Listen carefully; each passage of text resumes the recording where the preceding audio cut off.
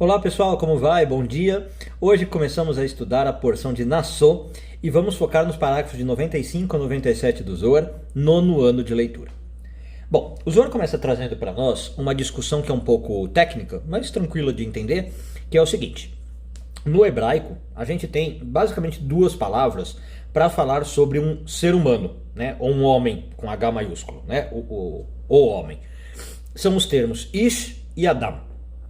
Agora, embora os dois refiram-se a isso, né, eles têm profundos significados e distintas nuances aí, que obviamente vão ter repercussão espiritual. E é isso que o Zohar está tentando mostrar para nós, porque aí até aprofunda a nossa compreensão sobre o ser humano, né? Então a primeira coisa é o seguinte, o termo Ish, esse termo é traduzido comumente como homem, é o masculino, né? Ou se você for falar, por exemplo, no mundo animal, é o macho, por oposição à fêmea.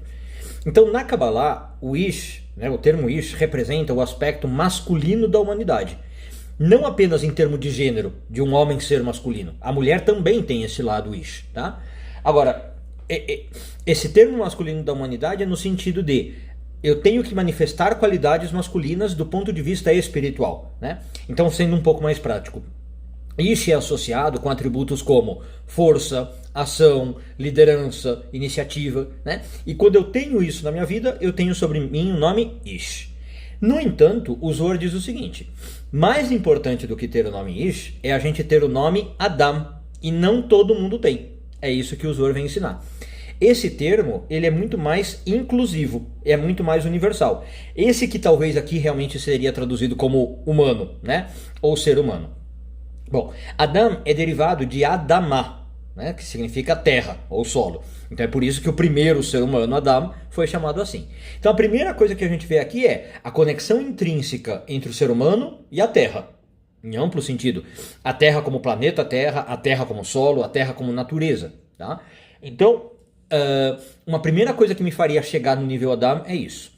Na perspectiva cabalística também, Adam representa a totalidade da humanidade. Quando eu falo Adam, eu estou falando a humanidade. Tá? E aí, obviamente, então engloba tanto o masculino quanto o feminino. E se a gente traz isso para a nossa vida particular, vai refletir o quê? A imagem divina, como a gente vê em Gênesis. Nós nos tornamos Adam quando eu consigo manifestar o masculino e o feminino. Se eu manifesto o masculino só, é o Ish, percebe? Se eu manifesto o masculino e o feminino, é o Adam. E por fim, Adam vai estar associado à unidade, tá? Pelo menos em potencial, de todos os seres humanos. Por que eu digo em potencial? Porque hoje, claro que a gente não sente muito isso, né? A gente se sente isolado. Eu sou um ser humano, aquele é um ser humano, aquele é um ser humano. Mas na verdade, Adam também refere-se a isso. Quando eu começo a ter essa visão, que às vezes eu chamo de holística, né? De que todos estão interconectados e tal, eu também começo a chegar nesse nível de Adam. Então vamos lá. Quando eu faço essa distinção entre Ish e Adam, fica sublinhada a importância de quase que níveis espirituais que eu chego na minha vida. Uma coisa, como eu falei, é eu ter o nível Ish, tá? E qualquer pessoa que tenha contato com o masculino vai ter. Outra coisa é eu ser Adam, e que é um passo importante que o Zohar está dizendo para nós. Tá? Então a primeira coisa, para chegar nesse nível de Adam, é trabalhar na complementaridade entre os aspectos masculinos e femininos da alma. Tá? Na vida prática, isso pode ser traduzido de vários modos, mas numa valorização e reconhecimento das qualidades tanto masculinas quanto femininas dentro de cada indivíduo, né? Então isso é muito importante. Um homem saber que ele tem qualidades femininas, uma mulher saber que ela tem qualidades masculinas, e na sociedade. Porque às vezes a gente vê a sociedade, por exemplo, muito masculinizada, ou uma sociedade muito feminilizada. E isso não é o interessante para Kabbalah. Nenhuma dessas duas sociedades seriam muito Adam, né? A harmonia entre esses dois aspectos é que seria essencial para o desenvolvimento, pessoal ou coletivo. Depois, como eu falei, a conexão com a terra, né? E terra no sentido aqui quase espiritualidade, né? Claro que pode ser o solo também. Como eu falei, Adam, derivado de Adamá, de terra, de solo, destaca a conexão que o ser humano tem com a terra, né? E como nós fazemos parte desse ecossistema, desse meio ambiente. Veja que de novo aparece até a ideia de integração, que daqui a pouco eu volto a falar. Mas em termos práticos, isso incentiva o quê?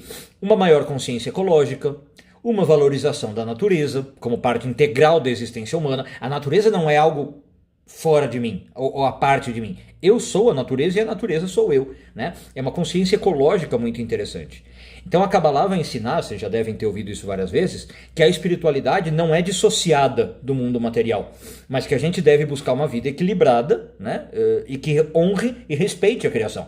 Se eu tô, para eu ser espiritualizado, eu tô acabando com a Terra, ou desprezando a Terra, a Kabbalah vai falar, tem algo errado.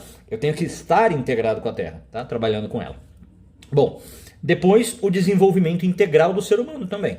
Quando eu falo do conceito de Adam, eu estou dizendo que o ser humano tem que tentar se desenvolver integralmente, como eu falei agora, tanto em termos espirituais quanto materiais, tanto o meu masculino como o meu feminino. Se eu desenvolvo só um lado em detrimento do outro, né, deixo o outro esquecido, eu não estou sendo Adam. Tá? Então, na vida cotidiana, de novo, tentando trazer aplicações práticas, o que a Kabbalah vai dizer? A gente tem que ter práticas que promovam o nosso crescimento em todas as áreas, intelectual, emocional, física, espiritual. Né? Então eu tenho que ter momentos do meu dia, da minha vida para estudar, eu tenho que ter coisas para trabalhar o meu emocional, eu tenho que trabalhar o dinheiro físico e tenho que trabalhar o espiritual. Tá? Tenho que trabalhar nas 4 áreas. Por fim, acho que é a questão da unidade e da inclusividade, vamos chamar assim, dos seres humanos. Né? Como eu falei, Adam representa a humanidade como um todo. Então a gente tentar ter o máximo possível, dentro das nossas limitações, uma visão inclusiva e unificada da humanidade. Tá? Eu percebi de novo, como eu falei, no aspecto da natureza. Não que eu sou uma coisa e a natureza é outra, distanciada. Nós, na verdade, somos a mesma coisa.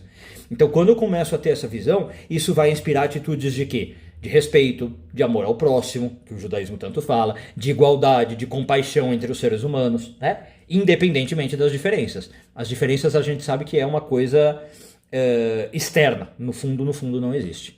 Tá? Então, enfim, a diferença desses dois termos, ou a existência dos termos Ish e Adam para Kabbalah, não é só uma questão linguística, né? Ela tem implicações profundas sobre a sua natureza como ser humano, a sua interação com o mundo, e esses termos vêm no Zohar para nos lembrar da complexidade da nossa existência, da necessidade de harmonizar qualidades interiores e às vezes opostas, né? Como a gente pensa nas nossas ações externas, tudo isso, só nessa palavrinha Adam. E quando a gente aplica tudo isso na nossa vida cotidiana, a gente vai ter uma existência mais equilibrada, uma existência mais consciente, mais harmoniosa, que reflete mais a unidade divina, né? A criação divina, e por isso que a gente acaba recebendo o termo Adam. Um bom dia a todos e tudo de bom.